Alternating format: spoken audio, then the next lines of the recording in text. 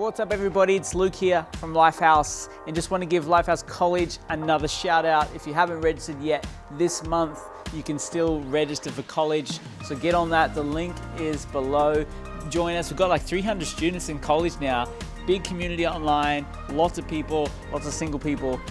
So you jump on there, you could find the love of your life and also learn a whole bunch of amazing studies. So it's going to be incredible. Tonight we are going to look at a finance series. We're going to be talking about financial freedom, and this series is seriously one of the things that could really have a big impact on your life. We're going to learn about what God says about finance. So get ready to take some notes. Seriously, tune into this because it's going to be incredible, life-changing. So here we go right now. Let's talk about financial freedom.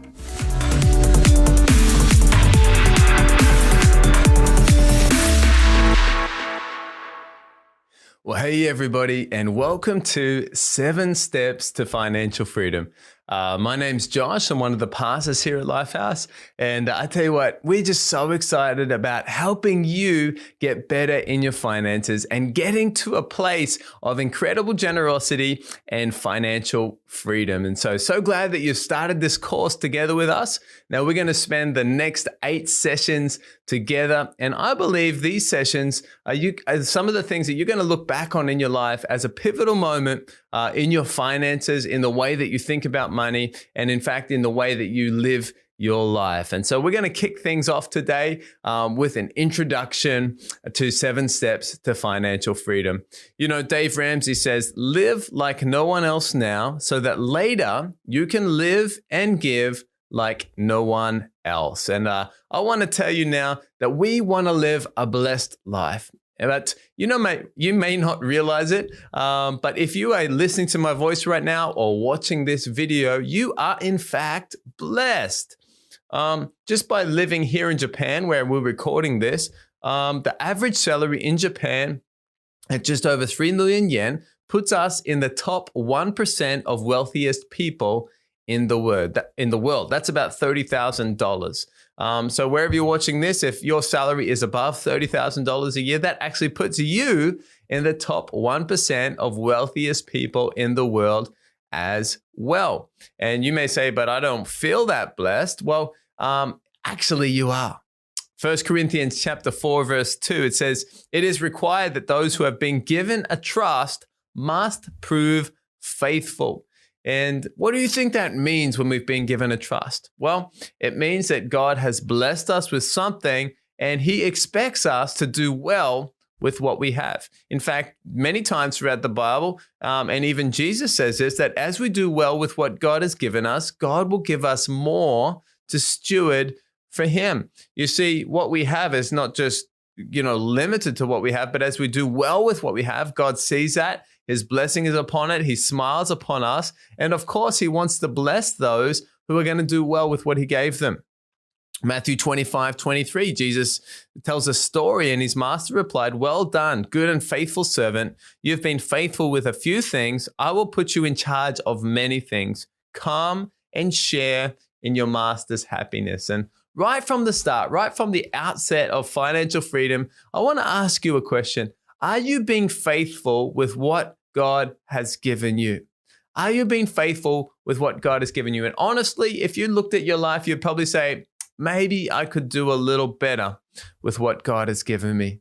Financial freedom. Financial freedom is being free from anything that might be holding us back from living the blessed life that God has for us. For many people, this means freedom from debt, freedom from stress about worry, or freedom from bad decisions, or even a history of family history of bad decisions. And this course is not a get-rich-quick scheme. In fact, it may be a get-rich over time or build wealth over time scheme. But you need to know that the Bible talks a lot about money.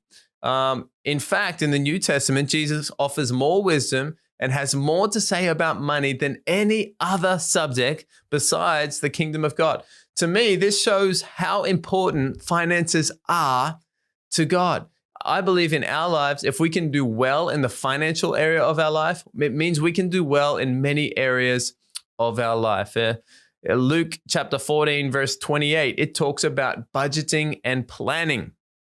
It says, suppose one of you wants to build a tower. Won't you first sit down and estimate the cost to see if you have enough money to complete it? Proverbs 21 verse 5 talks about budgeting and planning. It says, the plans of the diligent lead to profit as surely as haste leads to poverty.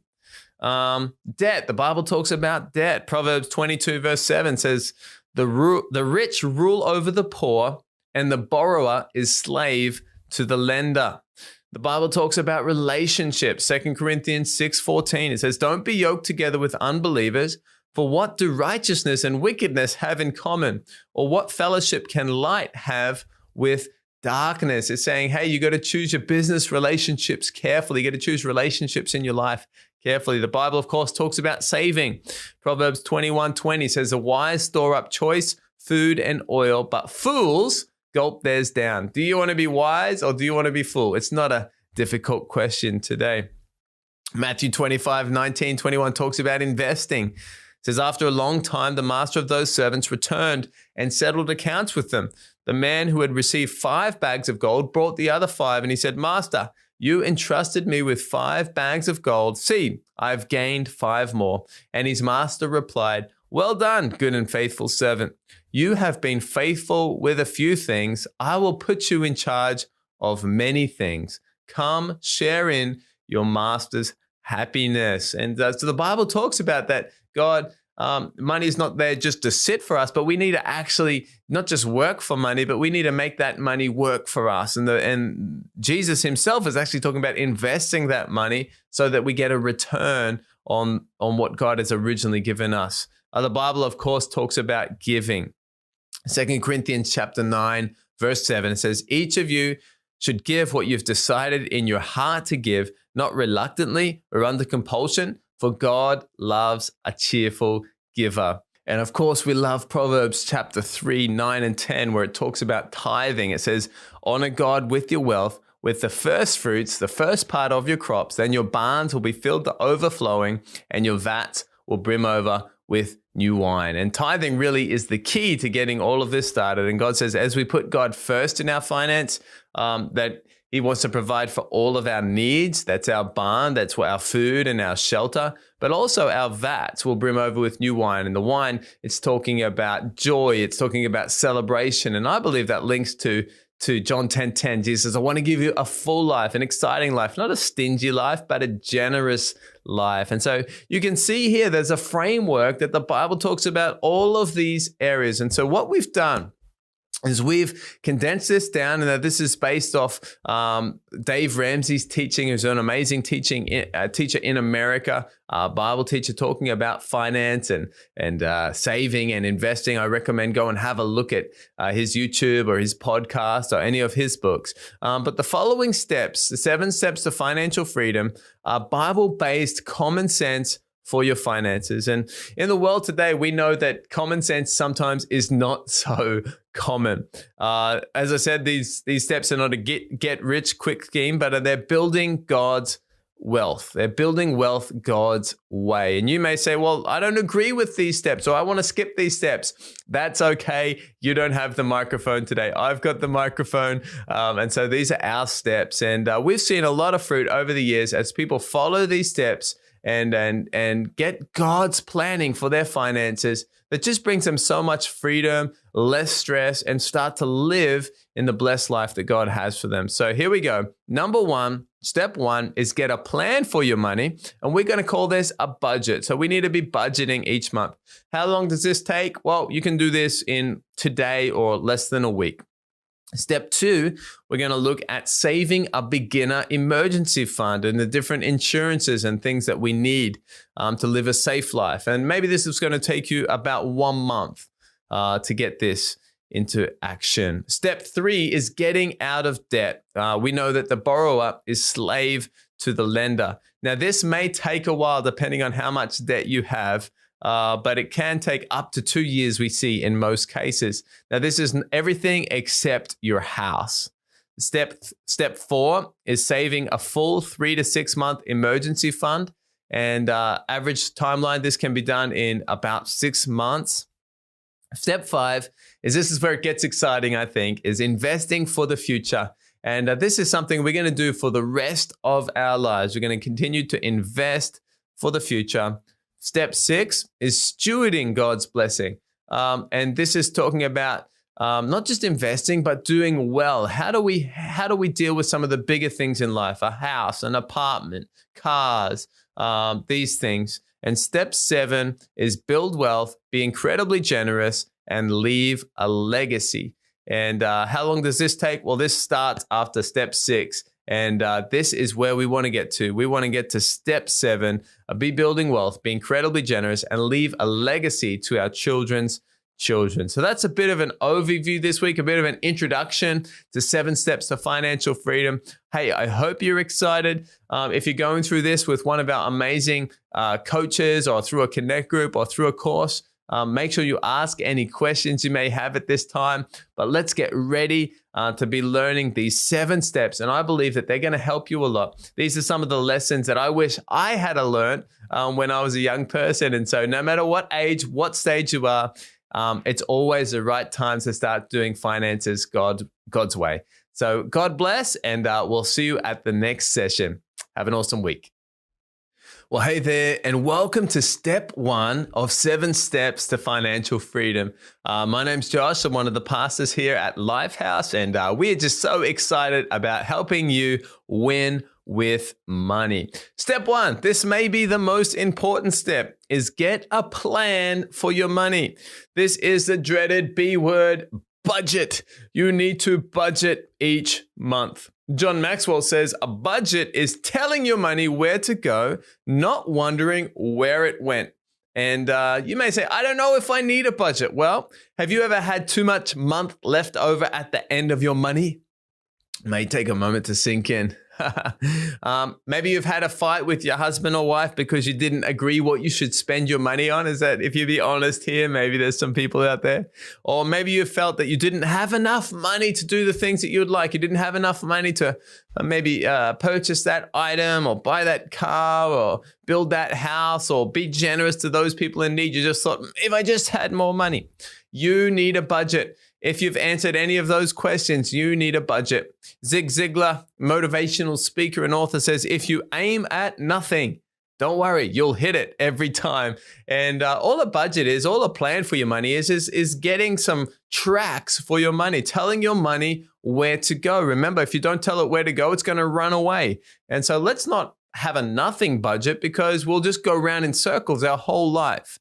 And you may not realize it, but budgeting actually brings freedom into our life. You see, a budget doesn't decide our spending. No, we decide the budget, and then that decides where we spend. If your budget is too tight, it's because you're too tight. You set the budget. If your budget is too generous or too loose, you set the guardrails of the budget. You decide the boundaries, and you spend freely up to those boundaries. So instead of worrying about spending too much or wondering how you can buy something, you're actually free to spend up to what you've previously decided. For us, this was actually freeing when Yuki and I, my wife, when we were married and we were deciding how to spend our money and budgeting. At first, it seemed like this is going to be restricting. We just want to live a free life. But after a while, when you get a budget and you get used to the budget and you set the guardrails of the budget, it actually is freeing, because you're like, well, I can allocate this money for food and allocate this money for clothes and allocate this money for shopping or eating or giving. And then instead of feeling guilty when you go shopping, instead of thinking, I don't know if I should tell my husband or wife this. No, you are free to spend up to the budget that you've decided together with your husband and wife. Proverbs 21 verse 5 says, the plans of the diligent lead to profit as surely as haste leads to poverty.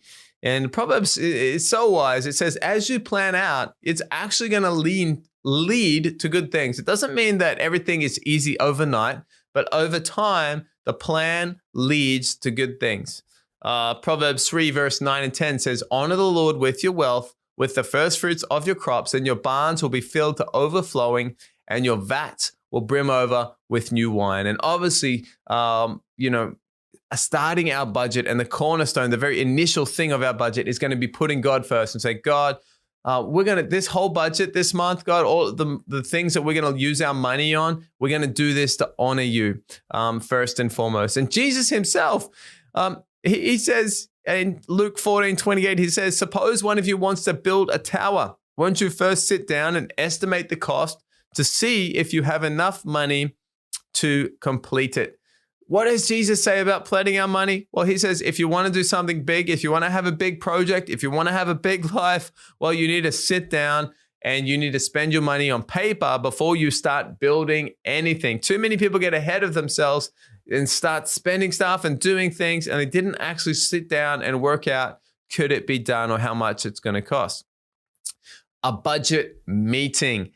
This is a big one. If you take anything away from today's lesson, you need to have a budget meeting. So every month, as you get paid, have a budget meeting with your husband and wife and spend all of your money on paper. Spend all of your money on paper before you actually touch the bank. And you may say, well, I'm not married. Who do I do that? Well, if you're not married, sit down in a chair, get out your budget spreadsheet, put a teddy bear in the other chair and have a budget meeting with a teddy bear. What you need to do is give every dollar a name and you need to tell it where to go. Remember, if you don't tell it where to go, it's going to develop wings and it's going to run away. And there should be nothing left over. In fact, everything should be allocated. Remember, we're going to spend all of our money, but we're going to spend it on paper before we do anything in real life. And this is called zero-based budgeting. It means at the end of it, if you did it correctly, the end total, the end sum should be zero because you've put everything there and savings here and miscellaneous spending here and food here and tithing here.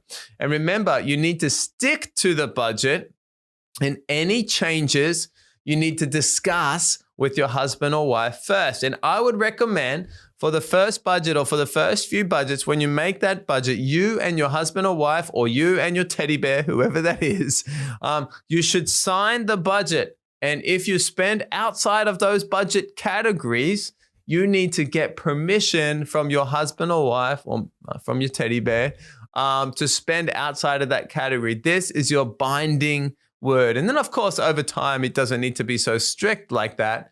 But you need to understand, hey, these are our categories that we are going to set. And so what does a sample budget look like? Well, right at the top, you write down your income from your work or your regular job. And then you can also, there's a space for other income. And you have your total income. This is 100% of your budget. Then, of course, you're going to list out some of your, let's call these overflow categories. So these are your tithes, 10%. Of course, we're going to give that to God first. We're going to do this before we spend anything else. We're going to invest. I would recommend 15% if you can. We're going to save. I would recommend 5%. This is money that we keep on hand for projects that require cash or require savings.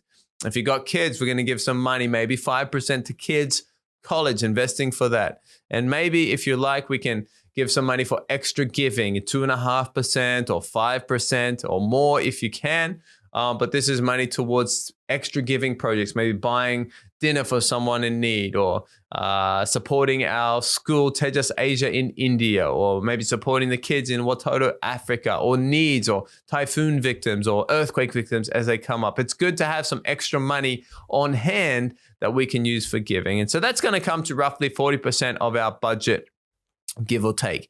Then we have our needs. These are things like housing. How much should you spend on rent or your mortgage? I would recommend no more than 25% if you can. If you're spending more than 25% on your housing, some of these other areas like college or savings or investing are going to suffer because maybe your house or your rent is more than it should be, proportionally is in terms of your income.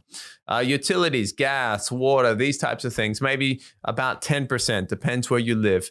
And food, of course, maybe that's going to be 10% of your budget. Now, you may say, food, 10% of my budget. That's not enough money. And it may not be if you have a family.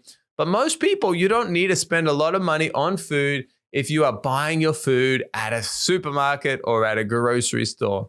Most people need more money for food if they're eating out all the time. Now, that's one of the biggest areas you can look at. And so that's maybe going to be about 40%. So we're up to 85%.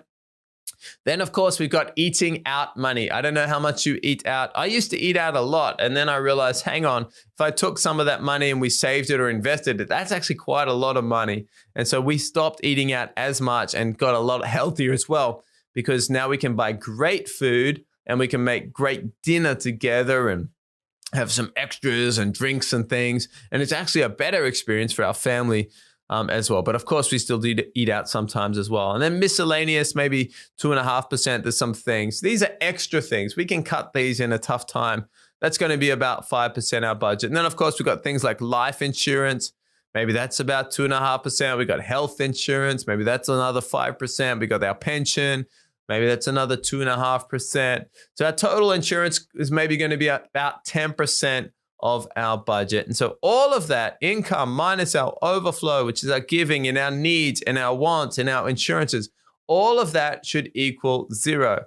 Now you may say, well, those percentages don't work for me. That's fine. This is just a rough guide. The main thing is that you write down your income at the top of the page, and then in order of priority, you write down your tithing and your giving and your saving and investing and housing and utilities and food and eating out and miscellaneous and insurance, and you write all of that down. If there's money left over, well, I would recommend put it back into savings or put it back into investing or put it back into giving.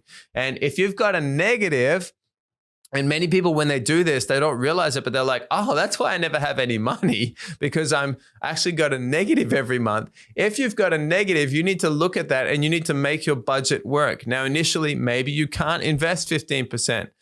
Maybe you can't give extra giving at the moment. Maybe you need to wait until you move house or do something or increase your income with a side hustle. So this is not set in stone, but we do need to look at it. And if you've got a negative, then you've got a problem. And of course, we're going to tithe all the time, no matter what. Tithing, it's a mandatory. We have to, not because God requires it, because we want to honor God. We want to put God number one. For me, this is a non-negotiable when I say that. And I want to encourage you to also have that as a non-negotiable in your life, putting God first. But investing and saving, these things, I put those at the front end. Because as we put those at the front end, if we put them at the end, we never have enough money to save. We just say, I won't save anything this month.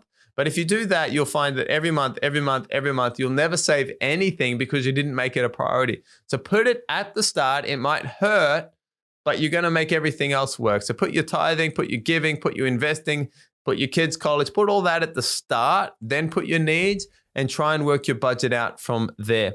Of course, if you've got any questions with your budget, if you're doing this as part of our course or one of our Connect groups, talk with your coach and say, hey, can you help me make this work? And often someone else can look at our budget and say, hey, you're spending too much money. Usually it's on takeout food. Sometimes it's on other things like clothes or different things like that. But hey, let's make our budget work every month. So looking forward to hearing your stories about your budget meeting with your husband or wife. Sit down, or maybe with your teddy bear, write in if you do got a good story. But let's try it out this month. Step 1, get a plan for our money, budget, tell your money where to go, and don't wonder where it went. Well, have a great week, guys. And hope you enjoyed step 1 of financial freedom. And we'll see you next session for step 2 of financial freedom. Hey, welcome back, guys. I hope that you guys absorbed a bunch of this stuff about financial freedom, and so good to learn about this. But if you don't know Jesus, hey, today you can know Jesus in your life. It's the best decision you will ever make, is to invite Jesus into your life. He loves you, wants to come into your life today. And I want to just pray for you right now if you want to receive Jesus. Okay, so let's pray together. Jesus, we thank you. We believe in you today. Come into our lives. We'll follow you. Amen. Amen.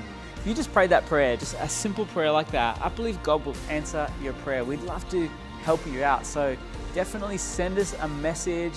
I'm sure there's a local pastor where you are who would love to get in touch with you and just help you walk that journey with following Jesus. Now, we actually have a bunch of these studies, all of what we're talking about tonight. We actually have Blue Book studies, so you can jump onto the Lifehouse app, and in there is the Blue Book where we use in our small groups. There's studies in there on financial freedom. I think there's 6 or 7 studies. Jump on there, check it out. You can do that with your small group. And next week we're going to be back talking about the next subject. It's going to be powerful. So make sure you tune back in next week to be part of more financial freedom. Now, if you want to give, please jump onto mylifehouse.com/give. Links are below. Choose your campus. Be a part of supporting your local campus, your local church. It's a great thing to support your local church. And we're really praying God's blessing over your life as you do that. So links are below for that. Let's be faithful and give and build the house of God together. Have an amazing week, guys. We'll see you back here next week.